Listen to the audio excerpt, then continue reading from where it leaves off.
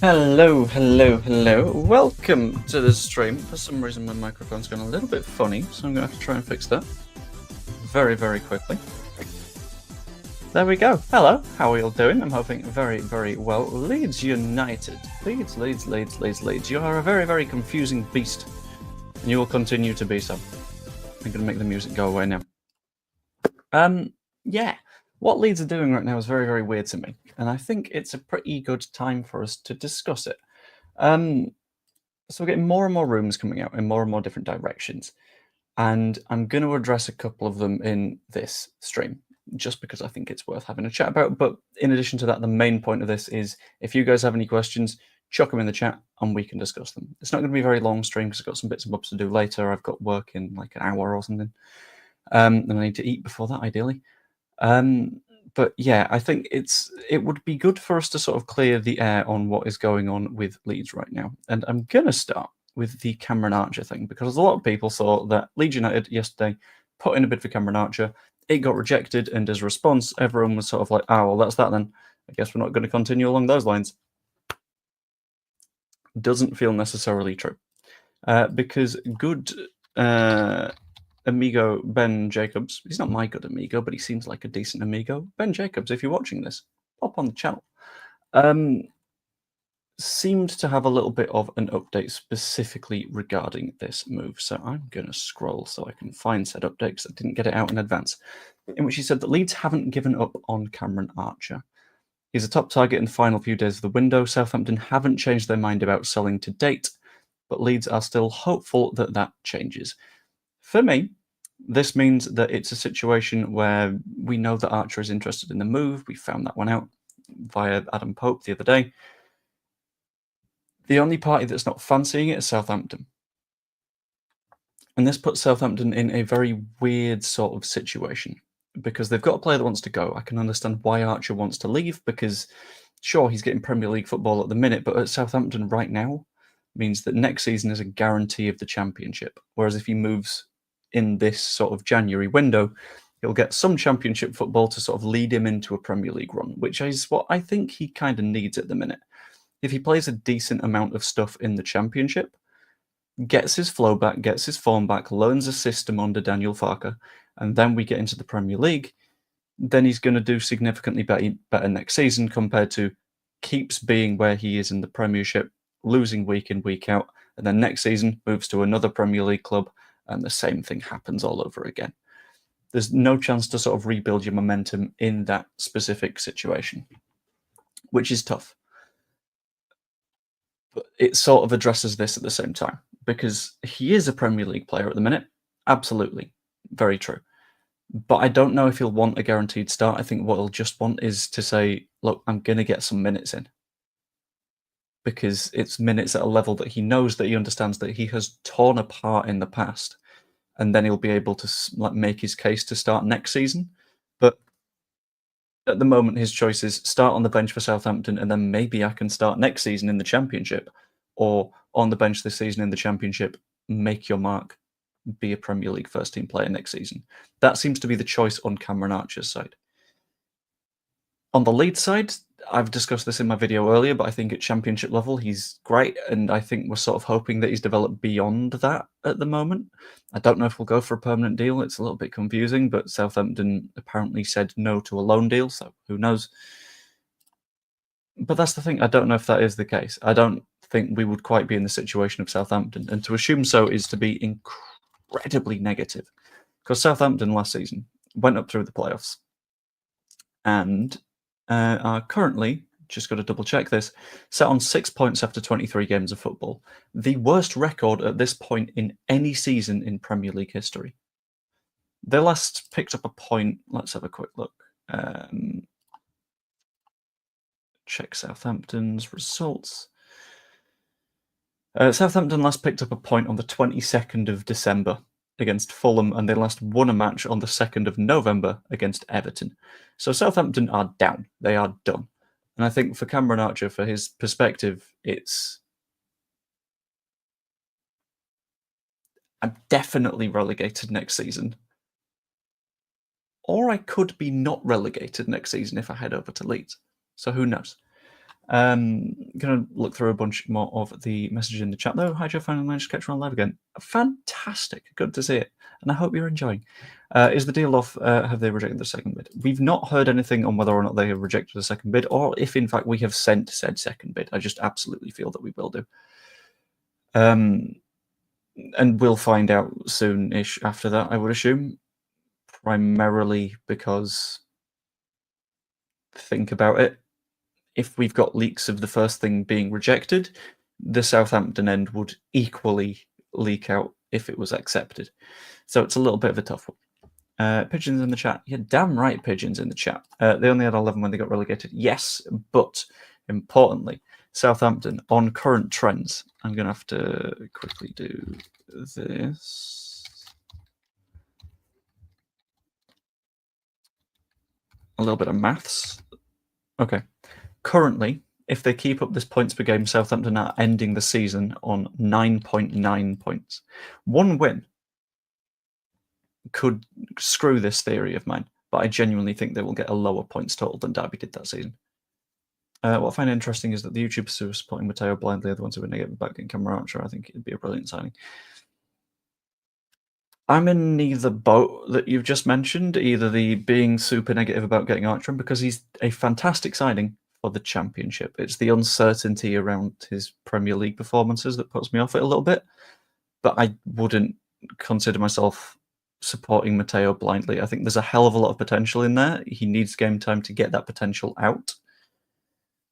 And I'd be tempted against Cardiff to maybe give him some of that game time, purely because Peru hasn't been doing it as of late.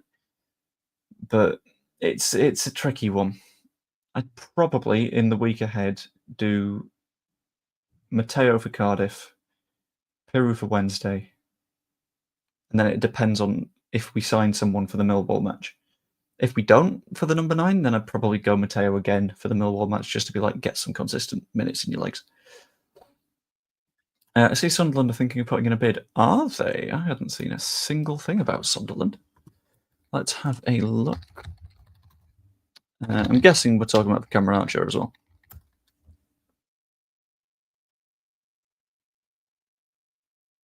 Ah.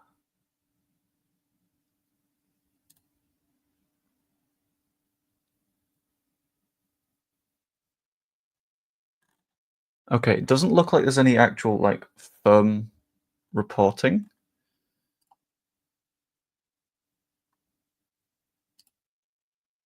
Hang on.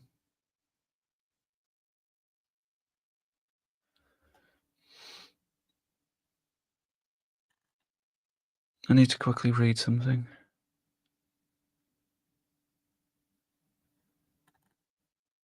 Right, never mind, that's fine. Okay, cool, never mind. I just had to make sure that the thing was what I thought it was. But yeah, it looks like Sunderland are potentially interested, but I don't know if they are going to be, like, diving in. To me, that says that Archer fancies a future away from Southampton more than anything, and ideally to a side that could be in the Premier League next season, but he doesn't want to sort of over-commit. I think by going to a Leeds or a Sunderland or a Burnley, don't go to Burnley, or a Sheffield United, you are by default putting yourself in a position where there's a 3 in 4 chance you get promoted. It's just sort of making sure I'm getting that across the line, I think. Let's see what happens later. I think we'll get him. We need a all-in-out goal scorer. I'm going to go with all-out goal scorer is what you meant, but I might be wrong. We've just got to make sure. Peru loan swap, I don't think so. That's not going to happen. I don't think we let Peru go at all this season. Like, maybe there's a chance in the summer if we think that there's better players on the market available for us, but that doesn't seem like anything that would be happening in this window. And this is a really good question, in all fairness, right? I'm going to bring up his numbers. I love how when I search FB Ref Cameron Archer is one of my top searches now, just because of the amount of times that I've searched it. His career. I don't want his 24-25 match logs though, do I? I want to bring up the details. There we go. Yeah, his time in the Premier League, he admittedly has been at Villa. Didn't play too much when he was at Villa, but that's obviously because Villa have been throwing cash at things. Played 29 matches at Sheffield United when they were in the Premier League, but then again, at Sheffield United, you're not going to get many chances. slightly underperformed his XG, but that's going to happen from time to time. And then at Southampton, it's another case of played a lot of football, again underperforming on his XG. But then again, we create a shitload of XG, and someone that does the more aggressive pressing stuff is even better. It's weird. I hope we do get him look quality at Borough. I hope we could get the same out of him. Yeah, that's the hope. He was good at Borough. He was good at Preston. And if he's able to replicate that at Leeds when we're in a side that is attacking and gives centre forwards plenty of opportunities, brilliant. Bamford swap deal. Right.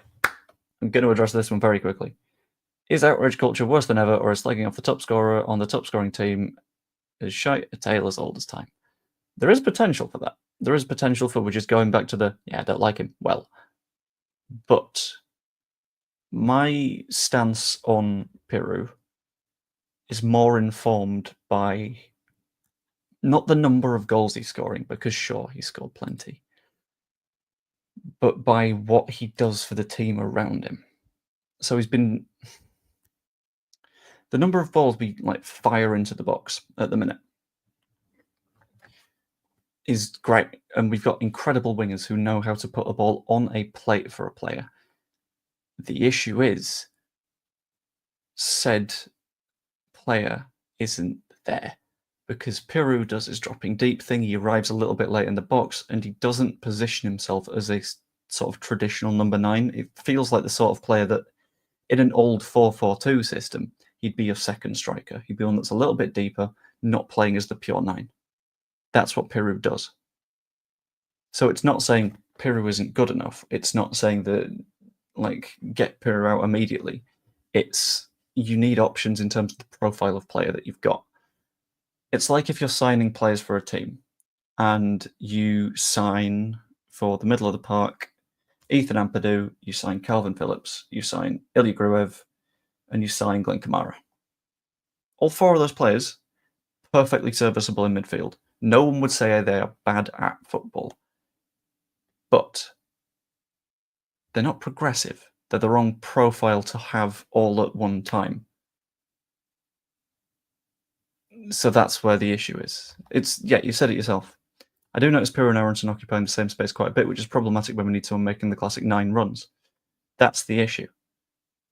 So you almost certainly want to say, right, okay, so someone that does the 90 runs gives Aronson a bit more space and he'll perform better as well. Because, Aronson's had a little bit of a drop-off recently, and sure, a lot of that could be down to the fact that he's, being a little bit fatigued because he's played a lot of football this season. But an equally significant proportion of that can come from, well, he's got no space. Because Piru's dropped in.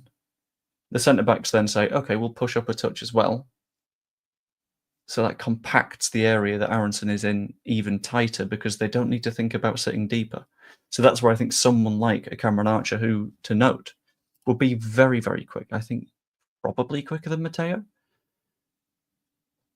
That's where someone like a Cameron Archer comes in and goes, okay, I will make those runs, I will pull the centre-backs around, and Aronson's got a bit more space to play with.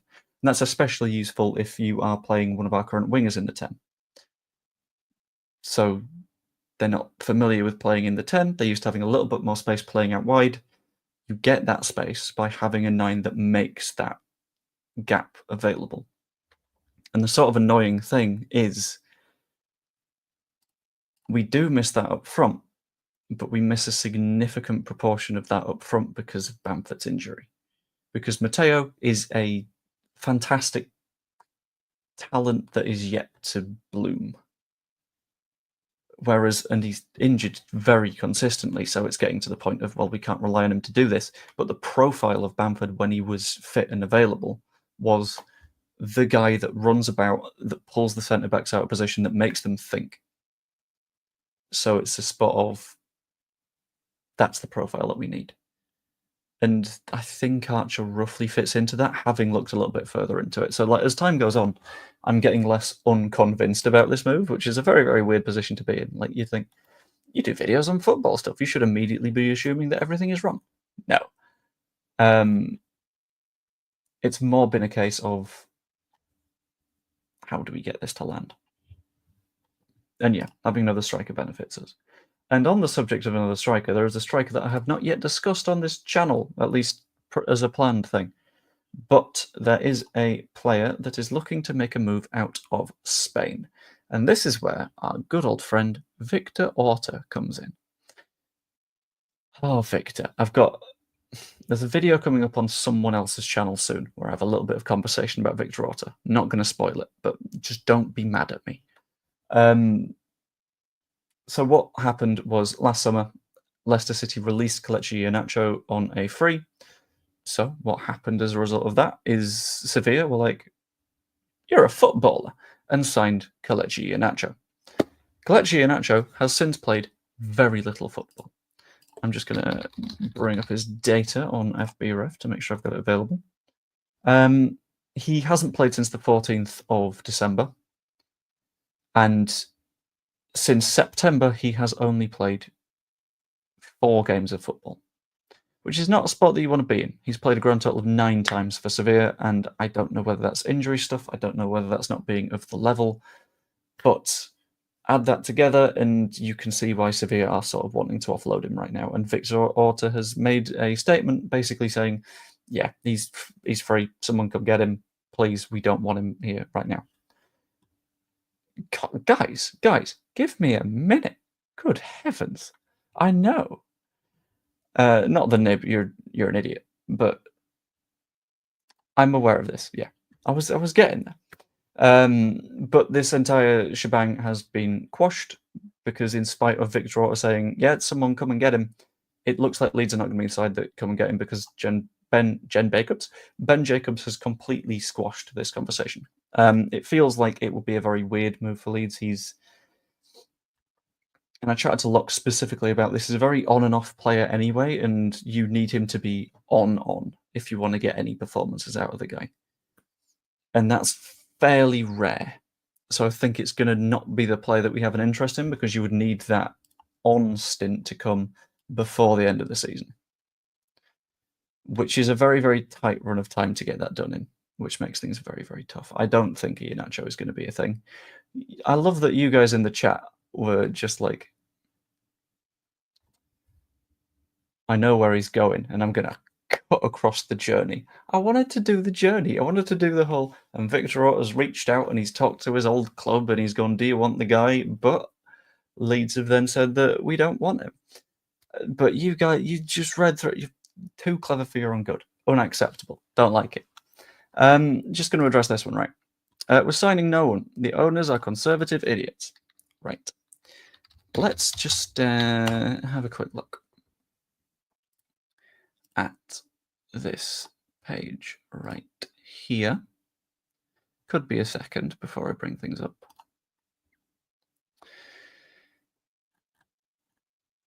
This season, Leeds United. In fact, I'll fill back all transfers just so I've got everything. It might be a moment. There we go. I don't like how transfer max always takes forever. Leeds United have signed Joe Rodon on a permanent for 10 million quid. That's a lot of money to invest, especially for someone conservative. Laji Ramazani for £6 million. Again, that's a big investment for someone that's being so conservative and not bothered about getting promoted. We also signed Jadon Bogle from a direct promotion rival for a lot of money. We signed Autanaka, one of the better midfielders in this league, for €4 million. We signed Isaac Schmidt, who was currently, at that point, playing in Europe the day before we signed him for €3 million.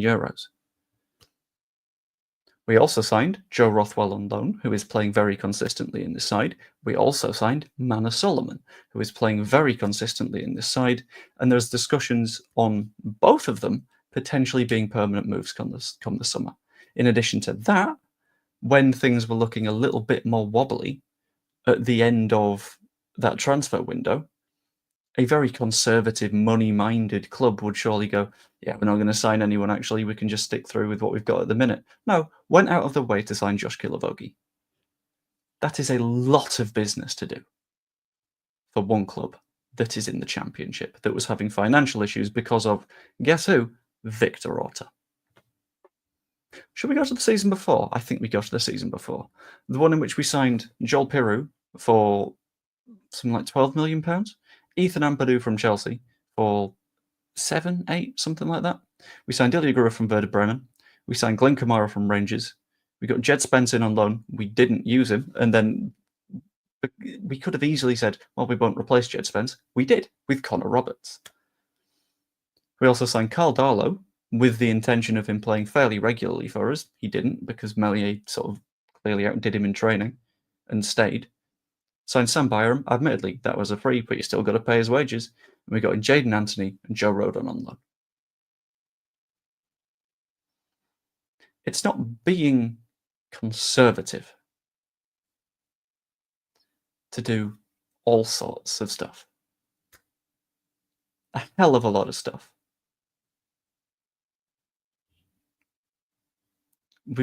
Some people have either set their standards way too high and are saying, we should be signing Connor Bradley from Liverpool. He's playing regularly in their first team. No, that's obviously not going to happen. Or they're just sort of allergic to being happy. And on this one, same old Leeds, 31 days, same old Leeds, we tried FC. No, that's not what's happening here, though, is it? Because in the last window, it wasn't we tried FC. It was Daniel Farker in a press conference specifically asked for 5 players, got 5 players, and people complained because we didn't get a 10. And he said right at the end of the window, it'd be nice to get a 10. We'll see what we can do. And you know what? Odds are they did try to do that. So you can't say we tried FC, because if you've engaged in 6 projects and one of them goes wrong, that's not we tried. That's you've done pretty fucking well, to be fair. You got to remember, like, I think it was Bielsa himself said something along the lines of, if you sign 100 players and 50 of them are good signings, you're doing pretty damn well. This current ownership, you're looking through their signings and you're thinking, I think they're doing way better than 50% at the minute. Comfortably. There's very few actual issues here. So I don't get it. I don't get the people that are just like losing their heads and being like, the ownership's crap. No, it's not. We're top of the league by 2 points. Fairly comfy. Just enjoy the ride, because otherwise it's just going to be miserable, you know? Let's have a look at what else is here. This is true as well. Yeah, I forgot about that part. Are Football League World a reliable source? It depends, because they're also doing fan-based stuff. So the fan-based stuff includes various, I want to see what they've called them, FLW fan pundits. And whilst it's quite rare that said FLW fan pundits are insiders and will have like incredible details and stuff, they can be reliable. For example, Jur is one. I'm one. So they can be, but it depends on like their sources and stuff for individual bits of news. I would say wait for other supporting evidence before you jump on it. Was Schmidt a panic buy? I don't think so. I think Schmidt fit the profile that we needed, but Barker trusts Byram quite a lot because he's worked with him quite a lot in the past. And if it's his choice and he goes, is it going to be Byram or is it going to be Schmidt? He's going to lean towards Byram, and that's okay.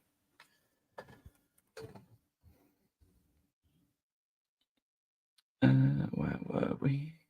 As the Ollie caught the one, figuratively speaking, in terms, how do you mean? Can you clarify? Because I am doing a stupid. It's been a day, so if you are able to clarify that one, I would be more than happy to just cover it. I think the last 7 years, Leeds have had 2 bad years and 5 great seasons. Some fans are just spoiled. Let's not say that out loud, because a lot of people will get mad at you for doing that. But we play a 4-2-3-1. How do you mean, but we play a 4-2-3-1? I'm confused. I know we do.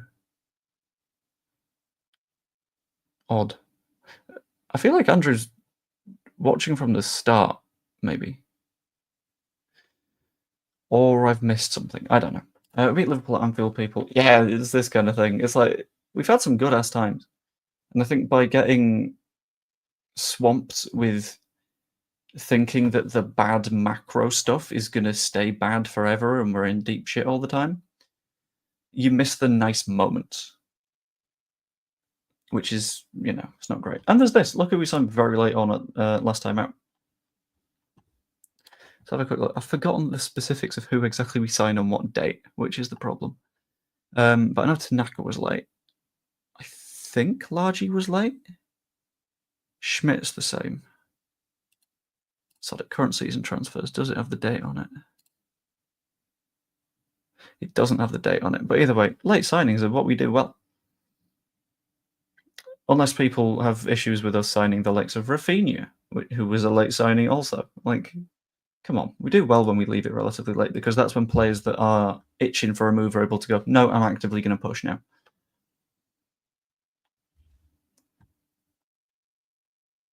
I always have to laugh when people lament that nothing was done before the window shut. Yeah, honestly. Like, there's still 3 days to do, and I will. Right, okay, I'm going to do a bit of expectation setting here, right? So, a lot of people right now are going to say stuff along the lines of, we need to get a move done today, or tomorrow, or the day after. I 100% do not expect Leeds United to complete a signing now, unless it's announced tonight, until Monday. Because tomorrow, Saturday, is when all the football happens. Sunday is when more of the football happens. Sunday, maybe we've got a chance of something, because Leeds aren't going to be playing. But Sunday, still football going on. In fact, when are Southampton playing this weekend? Southampton are playing Saturday. Cool. In that case, maybe Saturday. Well, not Saturday, but maybe Sunday if we do end up making the move for Cameron Archer. But I imagine if we do anything, it will be Monday because that's when the footballing weekend is done. That's why the end of this window was pushed back beyond the 31st, because people are playing on the 31st and the 1st and the 2nd, whereas there's relatively little going on the 3rd. On the 3rd, by the way, I'm treating myself. I'm skipping 7-a-side because I'm going to do a giga stream. It's going to be a big old streamy day. We're going to have content coming up the wazoo. I will be on stream whilst simultaneously doing like video recording bits, which should be quite fun. And yeah, I'm kind of looking forward to it. I think it's going to be good fun. Drop Aronson. No, who are you dropping him for? I'm going to catch up for a moment. Yeah, Elmy's back. At one stage, we were top of the league. How did that car crash out? There's a difference, though, right? Because last season, we were top of the league for like 3 days, something like that.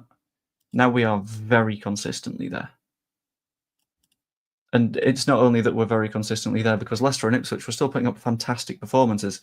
It's that we're very consistently actually the best side in the league on performance. Only just joined, been in a hole all day. What's the latest? There's not tons. Leeds are still interested in getting Cameron Archer done, which is, I think, a very sort of interesting move. And there were links with Kelechi Iheanacho, which seem to be partially pushed by Victor Orta because he's also said, suspiciously, Iheanacho was discussed by Orta as being available for a loan. Then all of a sudden, Victor Orta's old club was linked with him, and it feels like that's something that he sort of engineered, but not tons at the minute. Look at other clubs. Yeah, this is another good point. Like we put in a £17 million bid for Kusanov. Kusanov? I don't know. Kusanov is what I'm going to go with. And it didn't work out because he was worth more than that. But like chucking out £17 million bids, that ain't half bad. Not even a little bit. That's pretty damn good. Schmidt and Tanaka, yeah, on the same day. Which is very nice.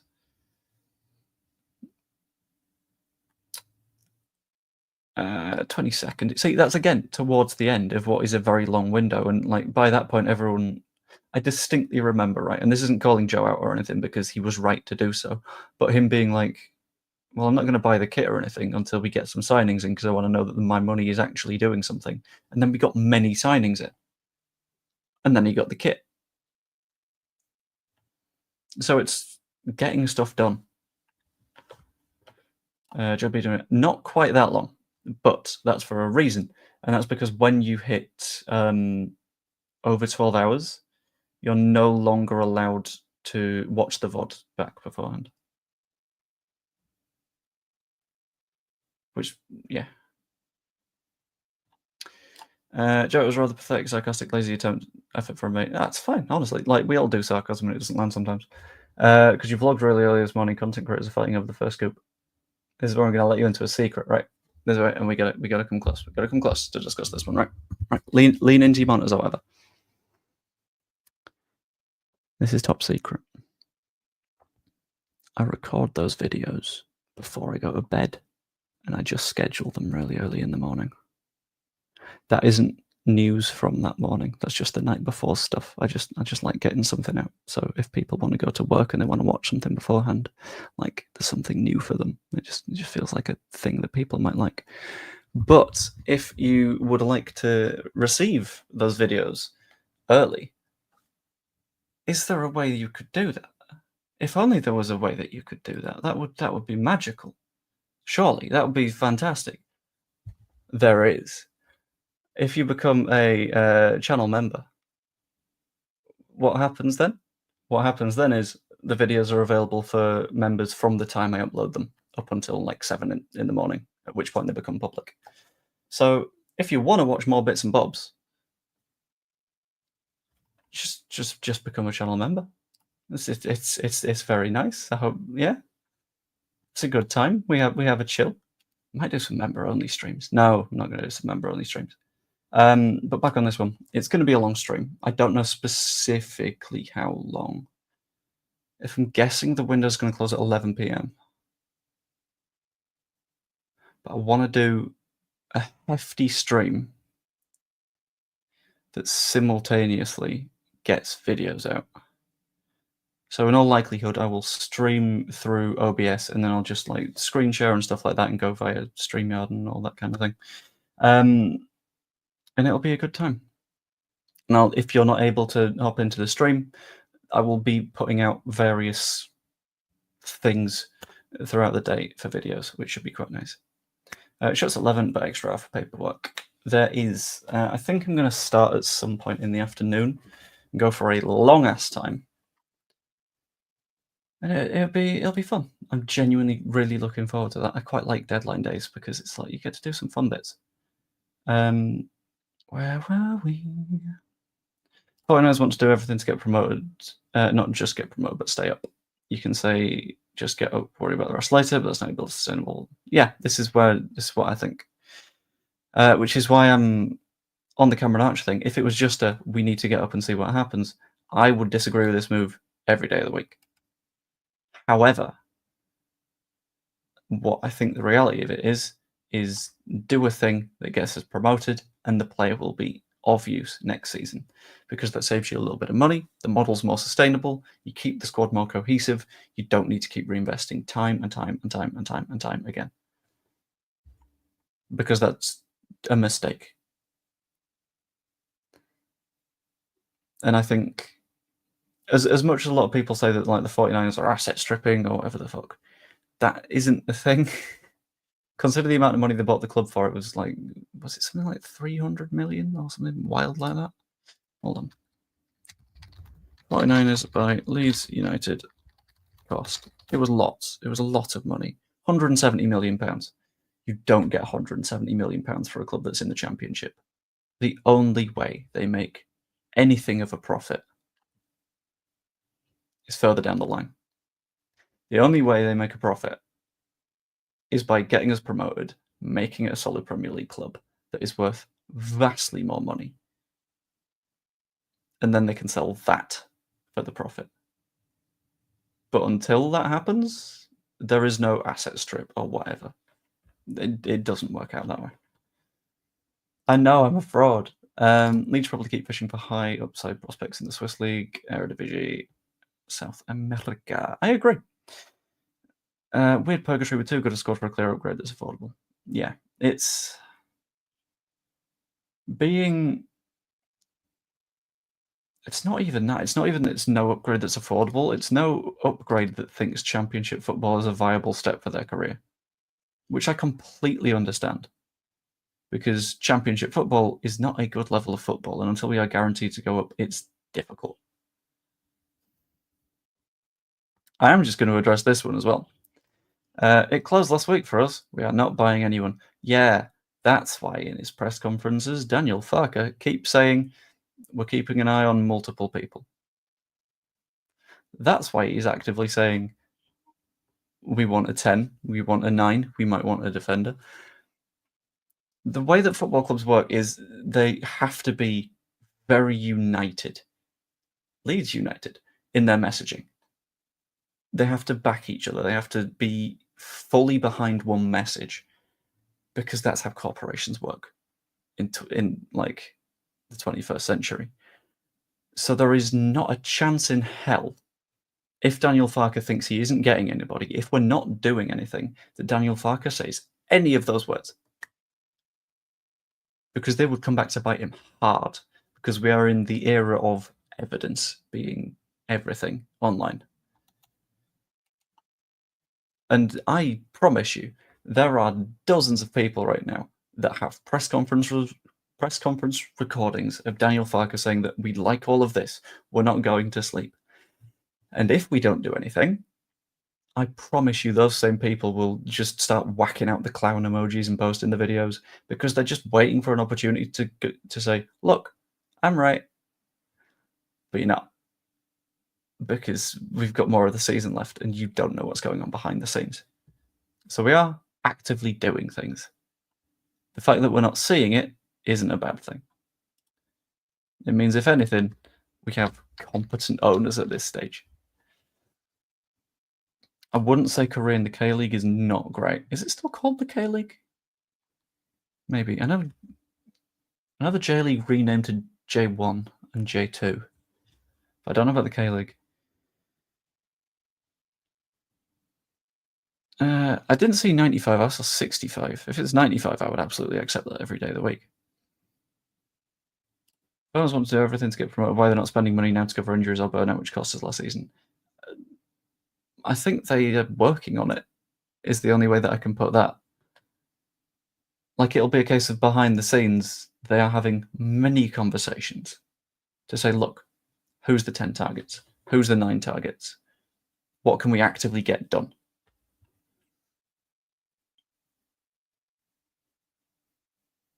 And we'll see. But they spent a shitload of money in the summer. And I think we're heading in the right direction. I'll take it if my sarcasm is off the charts.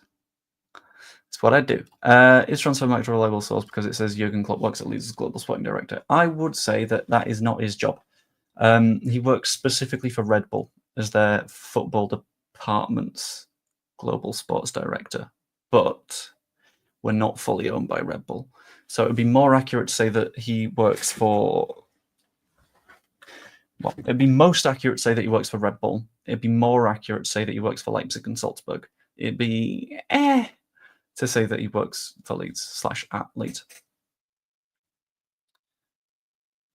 Yes, he is saying he has to say it, but there's no proof of anything actually happening. Buendia was a rumour, people jumped on and he went abroad. There was no way he was coming to us.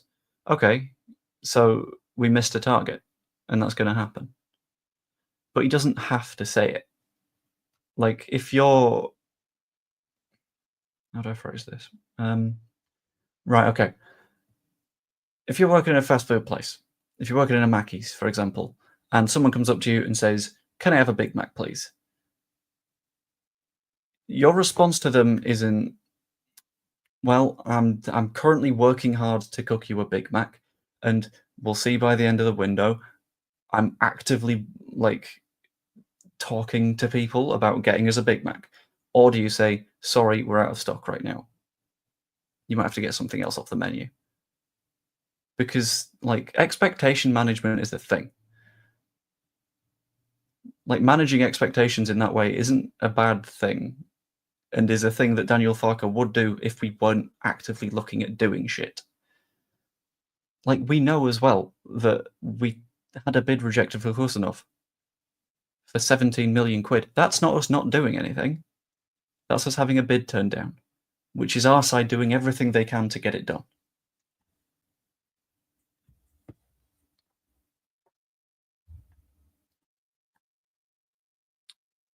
That'll be 10 p.m. What will be 10 p.m.?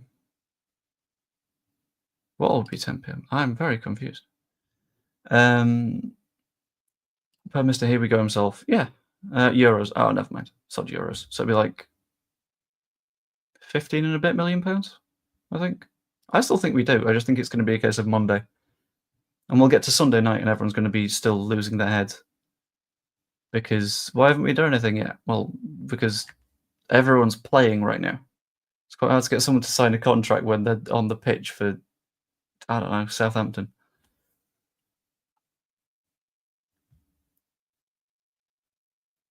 I think if we don't get actual, it'll be more and less, no worries. This is where I'm sitting. And this is a good point as well, right?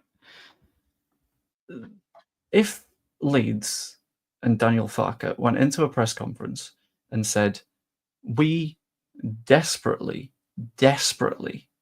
need to sign Emi Buendia. One, Aston Villa look at you and go, that's another 5 million quid on the price. Two, you look incredibly desperate. And three, any other clubs that might have some interest in Buendia, as a result, go, we've got to act fast, and you invite more competition. Things being quiet is good. Just is. It's safe, it's secure, it's all good.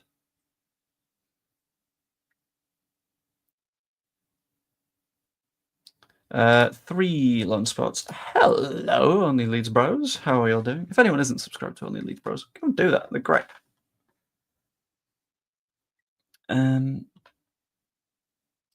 Let's see, Monday 11 p.m. Then we can talk. And I'm not an up. I don't think I called anyone an up. Yeah, I mean, if I'm wrong, I'm wrong, and I still think we've got enough to go up. Is the way I'm going to put that? I think we'll be fine. But if we do sign people, sod it. If we sign someone, I fully expect a written apology on my stream. There we go. Thank you. If you think we do business, how many? I think 2. We're looking at 3. I think maybe miss one of them. But no proof of anything going on. How do we know what's going on behind the scenes? I hit transfer windows. This was the thing, right? Because in previous seasons, you had Zani going, look at all of these shiny things we're trying to do. And then none of them happened. So now we've taken an approach of stuff's happening. We're not going to tell you what the stuff is. Because if you tell them what the stuff is, the stuff doesn't happen. Example, Cody Gakpo. Do I do a YouTube short on Cody Gakpo? Maybe. We'll find out. Prepared for disappointment, but then I've supported Leeds for over 30 years and experience is my teacher. Yeah, I can feel that. Hope he doesn't score a hat-trick at the weekend. Yeah, this is the Gakpo reference I'm making. That's the door. So I'm going to be 1 moment.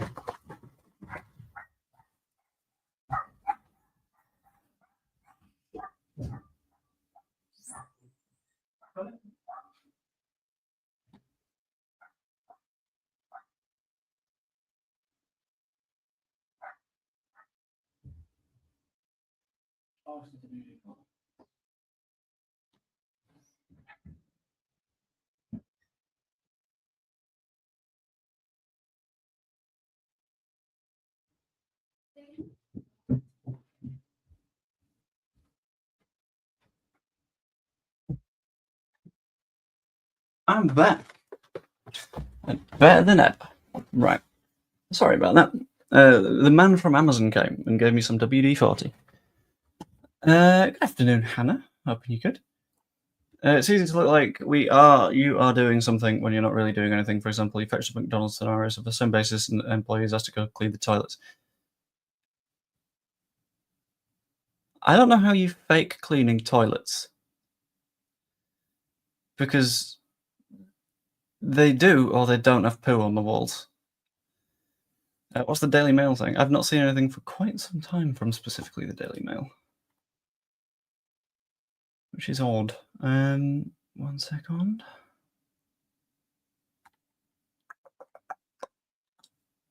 Oh, I need to do a match preview at some point later. I need to record that for tomorrow. That's going to be good. Ah, well.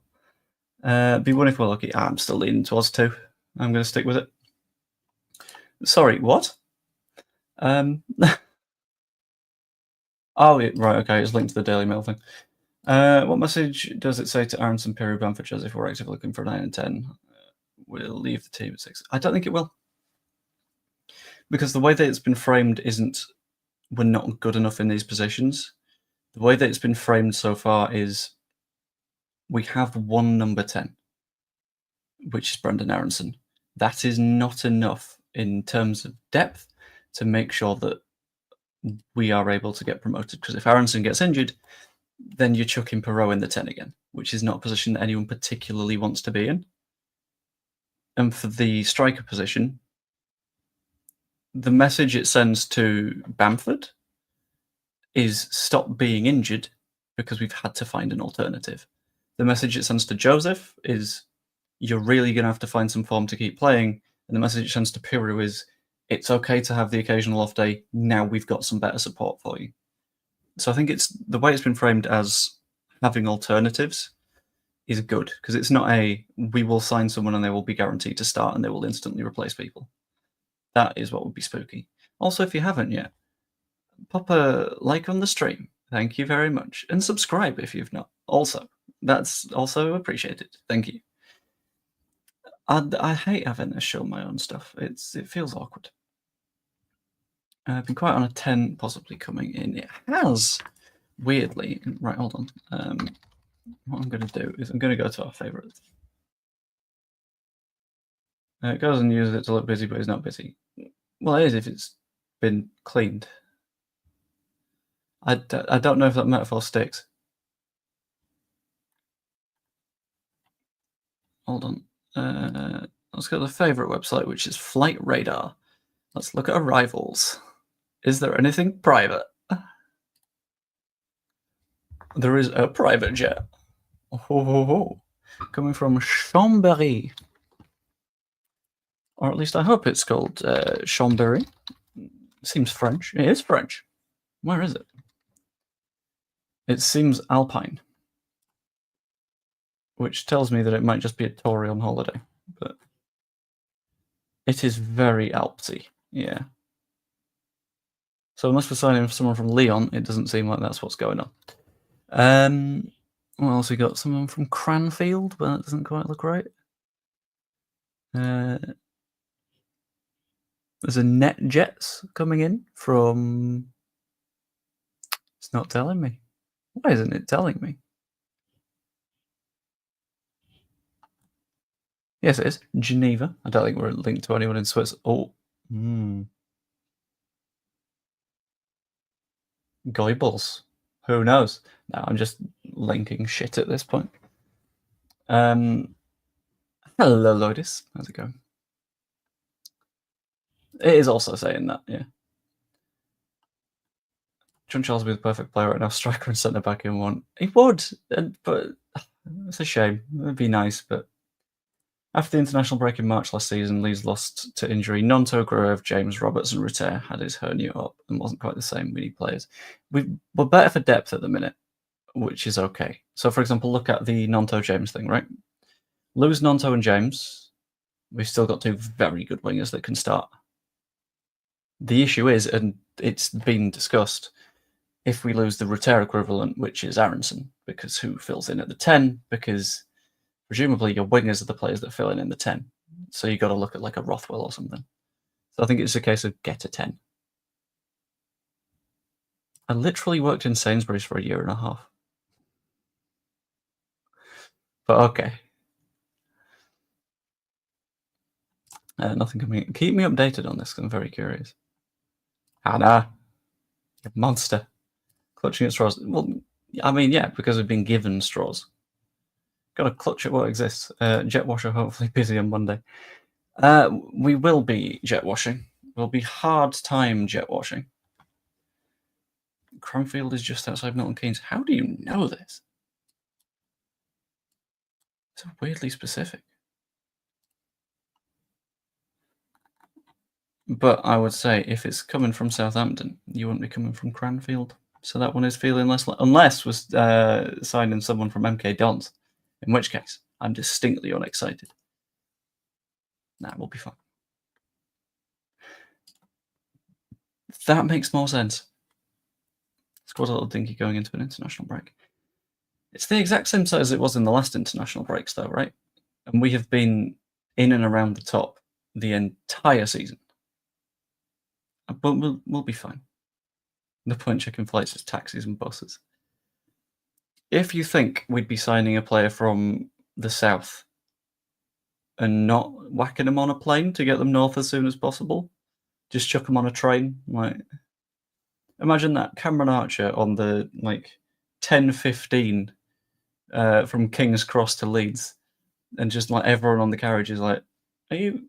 So this, okay, no, they do the sneaky approaches, I would say. Yeah, this is it as well. They shouldn't really worry about what the players think because it's improving the squad. Promotion's promotion. You just got to get there. Apparently, Bamford will be fit enough to run onto the pitch by the end of March. Get injured on the warm down. I hope not. That'd be a shame. Tens of natural left backs are pretty much. I recall 20 years ago, England was short of a natural left back for a World Cup. Yeah, it's left-footed players being primarily shepherded up the pitch a lot of the time. So when you are someone that is left-footed, and I know this from experience, I'm left-footed. You are either told do centre backing because you're a big boy that kicks people, or do left winging because you're a fast, zippy boy that runs past people. Well, what tends to happen there is you lose the left backs because they've been shepherded elsewhere, because left-footed people are rarer. It seems the later moves tend to be the ones from lower leagues. Nontos and Naka Schmidt all on the later side. I wouldn't be surprised if we seen that ilk. Yeah, it's a case of the main targets are gone, and the remaining targets are likely to be from those smaller divisions. That doesn't mean that the talent is worse. The amount of talent that's vibing in the Swiss leagues is ridiculous. And remember, signing Rafinha on deadline day, everyone was like, winger from Liga. They're trying to sell him after one season. I don't know. And here we are, with Rafinha being our best signing in a long time. Used to go there for McLaren. Ooh, I was thinking that's roughly, or at least Cranfield, Milton Keynes is roughly where all of the F1 is. I have completely forgotten where Silverstone is compared to Milton Keynes, though. So I'm looking on the map and I can't spot it. I went there last year. That was quite fun. Although, needing to upgrade for anything like a view of anything interesting ain't ideal. I'll call it Ben Davies on deadline day. If you call it and it happens, you get to do a massive flex. But I don't think Spurs are in a position to release someone at the minute because they're quite low on folks. Lots of foreign students sponsored by businesses. I now live 8 miles from very nice. North of Milton Keynes. Right, let's find it. Where are we going?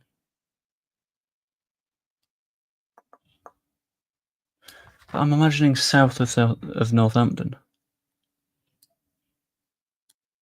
Where the fuck? It's not north, it's west. You silly goose. Ben Davis played last weekend. Yeah, because they don't have any sense.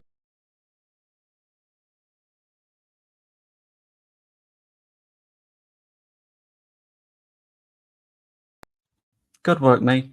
They don't have any centre backs. They've been playing Archie there for a while, which shows that they're very low on centre back players. So it's a case of trying to work out what the hell they're going to do from this point onwards. But I don't think that is going to be give away any centre backs, because that'd be madness from them. That would genuinely, it would be stabbing yourself in the back and the front simultaneously, which is sort of an achievement. You'd need to set up a mechanism or just sort of, but that's quite tough. Yeah, I accidentally left the StreamYard page, but that's fine. Milton Keynes is east of... It is, yeah. I have just double-checked. Where was I looking? I can't remember. But it's fine.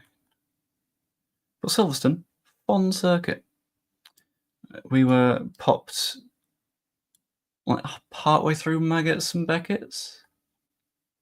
Can't remember the specific one. It's like that complex. We were partway through it, but because of where we were, we could only see like one of the corners and like a little bit of the rest of it. But it was tough. But it's fine. Has Milton Keynes got a lot of roundabouts? It does. A YouTuber by the name of Tom Scott played a game of Pac-Man in Milton Keynes using a bunch of coloured minis because it's very grid, which is quite funny. Would you be surprised if Leeds made a sole marquee signing just a goalkeeper? I'd be very surprised if we did that because it would be absolutely against what we're currently doing. Just arriving. What are the key updates? Seems doubtful to bring Davis. Yeah, I think Davis doesn't happen. Main updates are we've been offered Iheanacho. We're probably saying no to Iheanacho. Still an interesting Cameron Archer. And we've not heard anything on a 10, which is odd. I'm going to end in a moment, but I'm going to quickly address this. Will you be doing a transfer window stream on Sunday/Monday? Well, I'm glad you asked. I'm not doing my 7-side this week, which means that my evening is completely available and open. So from late afternoon until the transfer window shuts, we will be hanging around on stream, doing all sorts of stuff. I'll invite some people on. That'll be nice. I'll just do all sorts. It'd be very, very fun. That better not be true, Danny. Oh, right, okay. On the way to Ipswich, as in, like, right, I get it. Yeah, this is what I was saying earlier. But yeah, I'll do a very, very, very long stream. Fun fact, they've got a little bit of green in them. Not much, but a little bit of green. Yeah, on this, it will be... Like, this is why I'm saying I don't think any business will be done until, like, Sunday afternoon or Monday, because players are on the way to matches and all that sort of stuff. And I genuinely think we do both. Still, I'm committed to this thesis. But yeah, very long stream. What I'll be doing on the stream is bringing on a couple of... That's true, the hair isn't flaming red. I'll be bringing folks on to say hello, have a little bit of a natter. Should be good fun. I'll be recording videos whilst on the stream, so if anyone isn't able to hop into stream, you'll be able to watch stuff that way. And yeah, it'll be fun. I think we'll get a goalkeeper in the summer. I think it's not that urgent. But what I'm going to do, I'm going to leave the stream there. So hope you enjoyed. If you did, pop a like on it, subscribe, become a channel member, and you will get as many videos as aren't incredibly urgent early, which would be quite nice. Like, subscribe, pop something in the comments if you want. In fact, in the comments, not the chat that you're in right now, but in a minute, once the stream's done, refresh it and put a number.